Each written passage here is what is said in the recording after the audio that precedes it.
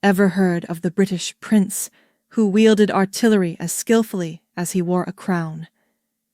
Meet Prince Arthur, Queen Victoria's quiet powerhouse who forged his destiny on the battlefield and in the high courts of Europe.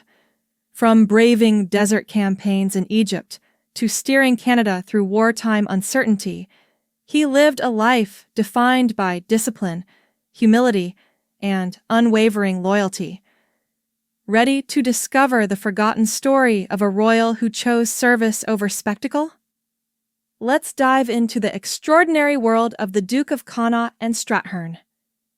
Imagine stepping back in time to a foggy May morning in 1850, with the towering spires of Buckingham Palace looming against a pale London sky. Inside those ornate walls, where the footsteps of chamberlains echo across marble floors, a new royal arrival has just taken his first breath. He is Arthur William Patrick Albert, seventh child and third son of Queen Victoria and Prince Albert of Saxe-Coburg and Gotha. The royal family's hushed excitement at his birth is palpable. Queen Victoria has brought yet another heir into the world, and this time, she and Prince Albert choose a name that pays homage to the hero of Waterloo, the Duke of Wellington, one of the most revered figures in British military history. It is almost as if, from the moment he is named, Arthur's destiny is shaped by the expectation of discipline and service, forging a path that will intertwine him with the very core of the British Empire's martial and colonial legacy. Growing up in the glare of the crown was never going to be easy, yet Arthur showed a quiet resilience, even as a child. To understand him, one must first see the environment in which he was raised. His mother, Queen Victoria, was famously devoted to her husband, Prince Albert, and shared his keen interest in moral rigor, efficiency, and strict routines. Since Arthur was one of the younger children, born into a bustling family that would eventually count 9 siblings in total, he was neither the firstborn son nor the future king. That distinction lay with his older brother Edward, the future Edward VII. But Arthur's position offered a peculiar kind of liberty. He had the prestige of a prince, but not the pressure of the direct heir, giving him room to focus on aspects of court life that fascinated him, most notably the realm of military affairs. One can picture the child who, at official ceremonies, watches with solemn eyes as guards in crisp uniforms march in formation, the brassy clink of medals on their chests capturing his imagination. Of course, growing up under Queen Victoria's watchful gaze was no leisurely affair. Lessons were strict and numerous.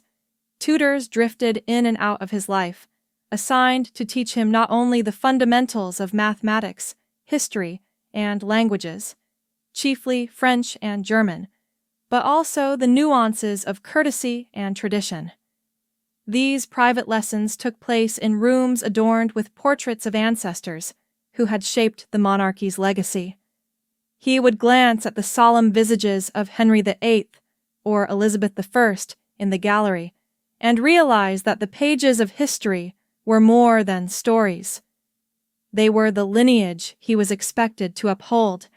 Yet, for all the pomp, there was familial warmth, at least as much as Queen Victoria's personality allowed. Prince Albert took a special interest in Arthur.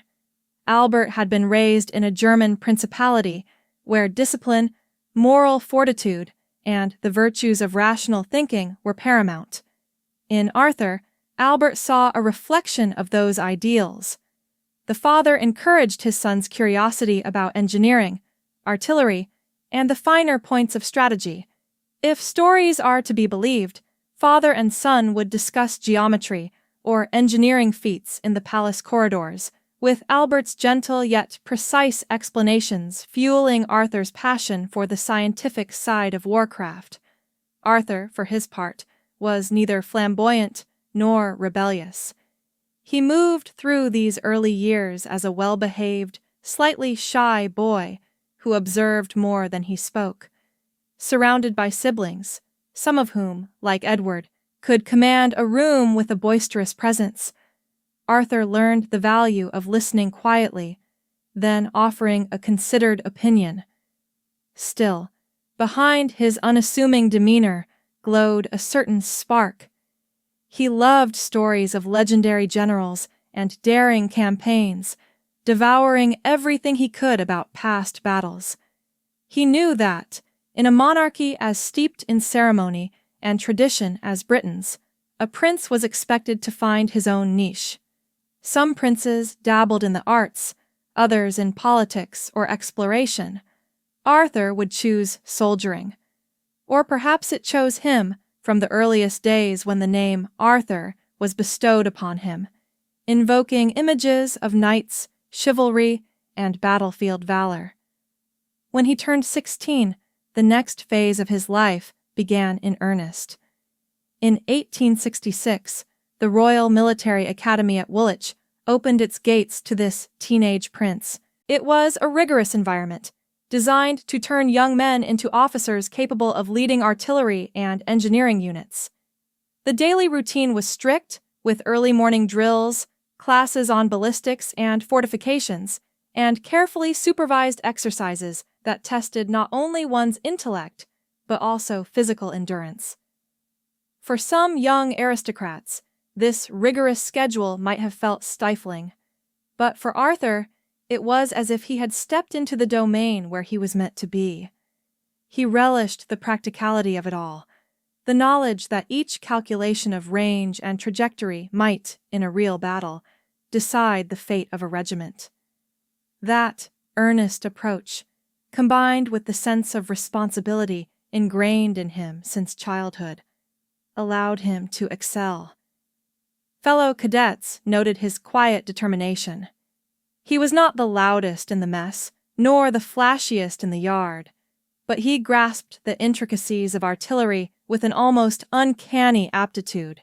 At the time, Queen Victoria's empire spanned continents, and British officers often found themselves stationed in outposts as far-flung as India, Africa, and the Caribbean.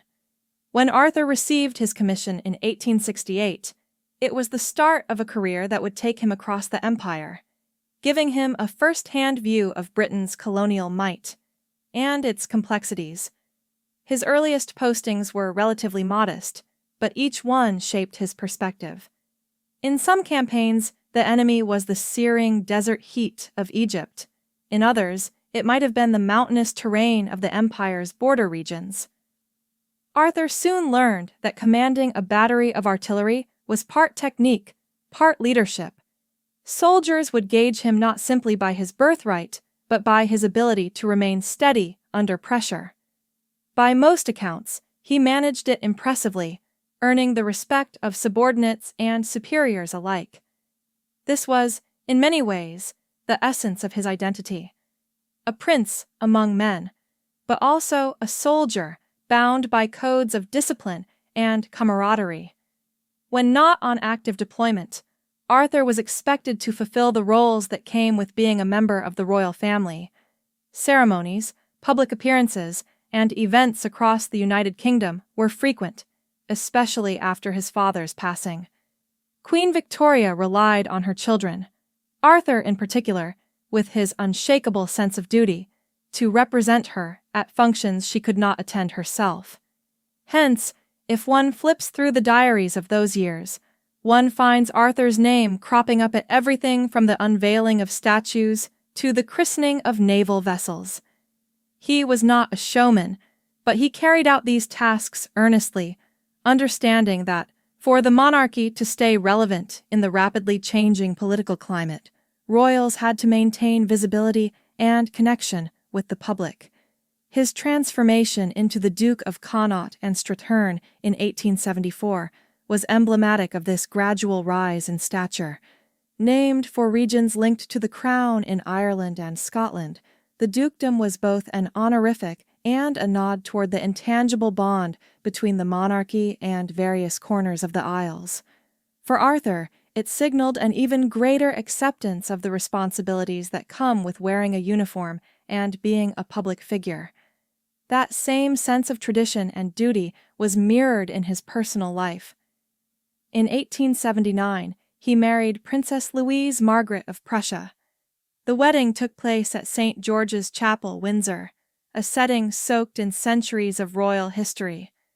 Though she was not the highest-ranking princess available from Europe's vast network of royal families, Louise Margaret was known for her kindness, steadfastness, and willingness to adapt. They formed a couple described by observers as genuinely affectionate. They would go on to have 3 children, Margaret, Arthur Jr., and Patricia. Bagshot Park in Surrey became their family home, a grand estate that provided a sense of calm amidst the swirling demands of royal and military life. Of course, as with any marriage in the crosswinds of empire politics, the union had diplomatic undertones. Marrying someone with German connections could be seen as bridging alliances between Britain and the continent. The father of Louise Margaret hailed from the Prussian nobility, a tie that came under close scrutiny when tensions simmered between Britain and Germany, especially in the lead-up to World War I. But, in the earlier decades, this Germanic link was more or less an accepted aspect of the interconnected nature of Europe's royal families, who, in many cases, were cousins, uncles, or aunts to one another. Indeed, British royals with German backgrounds were par for the course, thanks to a lineage that stretched back centuries, culminating in the House of Saxe-Coburg and Gotha that Prince Albert had introduced into the British monarchy. For a time, it seemed the Union was an asset in a Europe that prized such dynastic connections. Meanwhile, Arthur's military career continued to flourish. He saw significant action in campaigns that underscored the might and the controversies of the British Empire. One such campaign was the Anglo-Egyptian War of 1882, which effectively placed Egypt under British control, securing the all-important Suez Canal. Arthur was involved in the Battle of Tel el-Kebir, commanding artillery that helped secure a decisive victory. Although overshadowed by generals who garnered the press, Arthur's contribution did not go unnoticed. The men who served under him praised his unpretentious leadership style, never one for flamboyant gestures. The Duke preferred clear instructions, fairness in discipline, and an unfailing sense of responsibility. By the end of the 19th century, Arthur had become a recognized figure in the British military hierarchy. He was appointed Commander-in-Chief in Ireland from 1900 to 1904, a post of immense responsibility given Ireland's turbulent political climate. Even more prominent was his appointment as Inspector General of the Forces from 1904 to 1907, a role that placed him near the apex of Army oversight. In official photographs from these years, one sees a tall, mustachioed man in a crisp uniform festooned with medals, an apt visual summary of a prince who had spent decades in the thick of the empire's engagements. Yet, the pinnacle of his broader public involvement would be his stint as Governor-General of Canada from 1911 to 1916. Representing the reigning monarch, his nephew, George V, Arthur traveled to Ottawa, settling into Rideau Hall, that bastion of viceregal authority. The appointment was not purely ceremonial. Canada, though still Dominion status at the time, had its own internal politics, growing national pride, and complicated ties to Britain. Arthur's job was to serve as the king's representative, bridging the gap between local governance and the crown. Together with his wife, Louise Margaret, he embarked on tours across the sprawling Canadian landscape, visiting cities and smaller towns, meeting Indigenous communities, and participating in civic events designed to tighten the bonds of empire.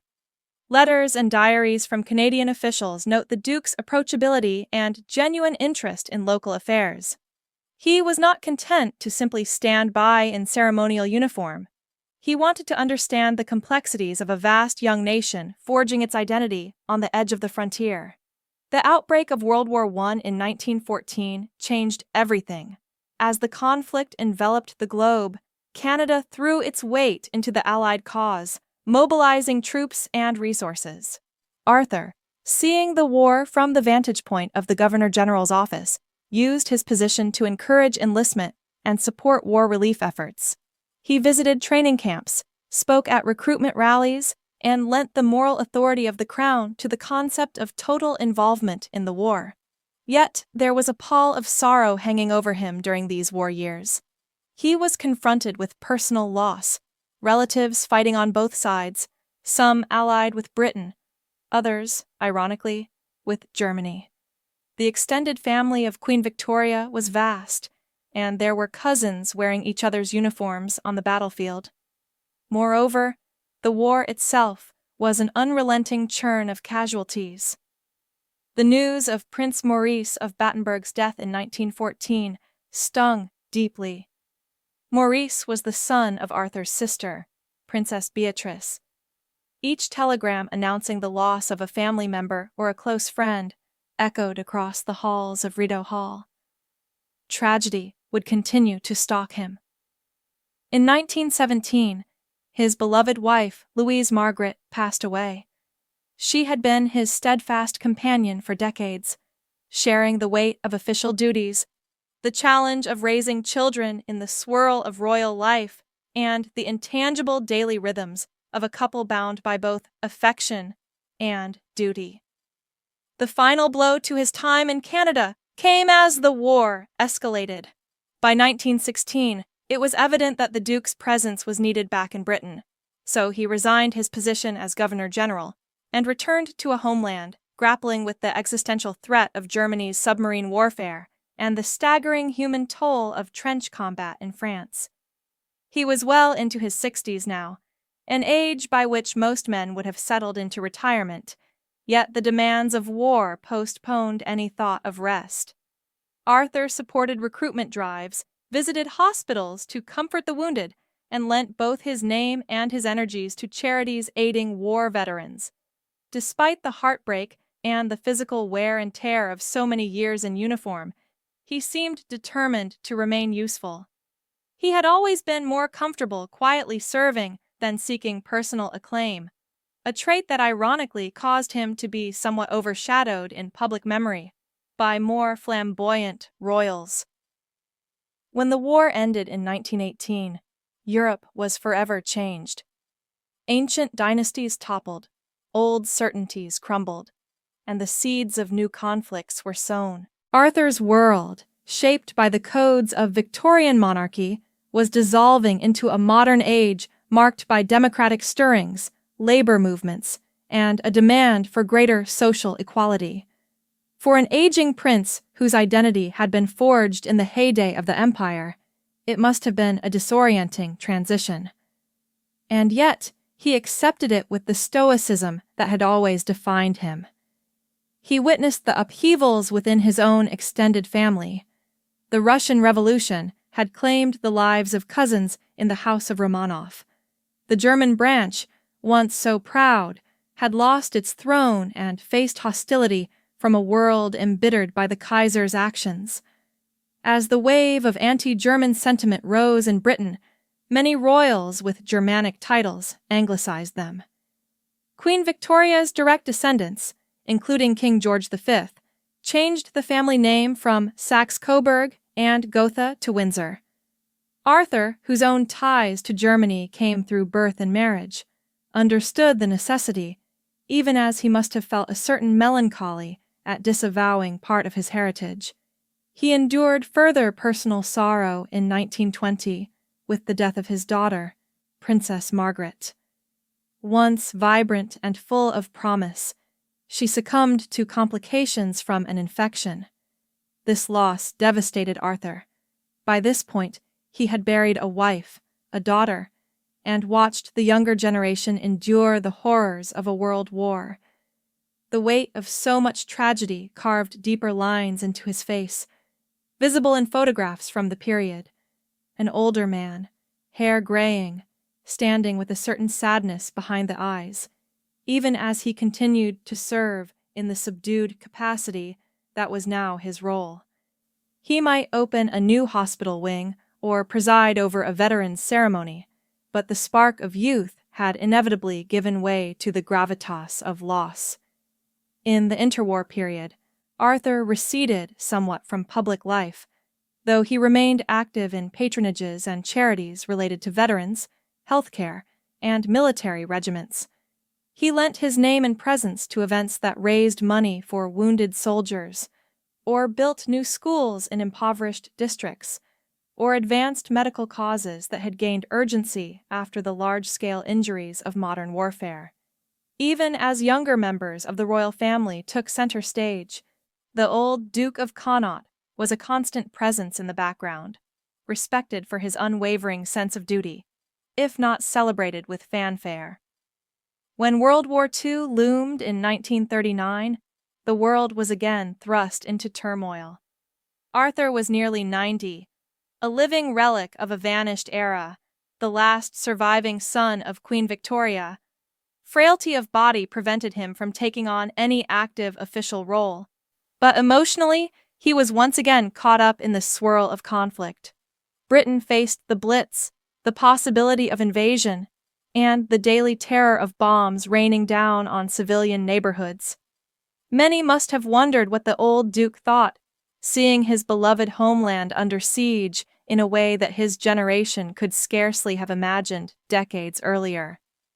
Even if he did not speak openly about it, one can only guess that a profound sadness gripped him, watching the shadow of war creep across the cities he had once visited in full regalia.